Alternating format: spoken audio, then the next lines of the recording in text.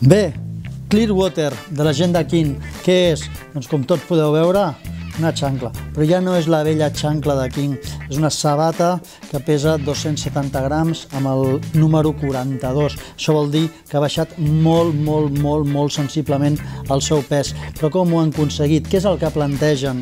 El que plantegen és ser fidels a les seves arrels. Continuen fent una sabata amb uns materials waterproof. Vol dir que la podem mullar, la podem secar, la podem mullar i la podem secar 1.000 milions de cops i la sabata estarà perfecta. Però què fan? Baixen el perfil de la sabata, fan que la seva sola, tenint moltíssima amortiguació, tingui molt menys gruix, continuen fent que la seva sola i la seva puntera sigui la mateixa peça. La idea, bàsicament, és que amb aquesta xancla els cops que podem rebre a la part frontal dels nostres dits ens quedaran absolutament esmorteïts per aquesta puntera, però a més, és molt habitual que les sabates les acabem obrint, de manera que acabem desenganxant les soles. Amb una sabata com aquesta és literalment impossible. Més detalls de la sabata, us explico cosetes interessants. Si jo agafo aquesta sabata i us ensenyo el seu taco, però la doblego, si sou observadors, veureu que té una mena com de talls. Quina és la idea? La idea bàsicament és que quan nosaltres flexionem sobre superfícies mullades, aquests talls el que faran és eliminar l'aigua o la humitat de l'àrea on trepitgem, de manera que no lliscarem. Més detalls, la part interior està feta amb una goma, com he dit abans, amb molta capacitat d'absorció d'impactes, però està feta amb un material antibacterià.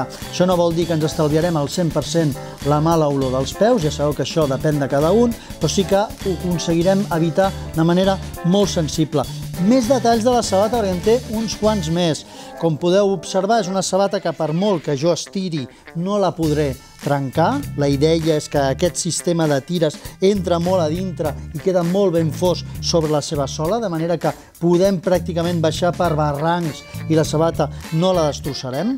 I a la part interior ells munten una cosa que li diuen control arc. Què és el control arc? El control arc és, doncs això, posem el peu a dintre i evitem que el nostre peu a la part interior caigui cap a fora, de manera que no ens ajuda, o que ens ajuda en definitiva a no juntar els genolls. Bé, aquí la teniu presentada. Heu de saber que la teniu amb dona i pesa 210 grams amb el número 37, que la tecnologia, la qualitat de la goma, el nivell d'acabats és exactament igual i que, òbviament, moltes vegades el que fan és variar el color. Res, la gent de King, una vegada més, sortint-se amb aquestes sabates pensades per als nostres estius, pels backpackers, per fotre muntanya, per al que creieu oportú. D'acord? Vinga, ens veiem i fins una altra.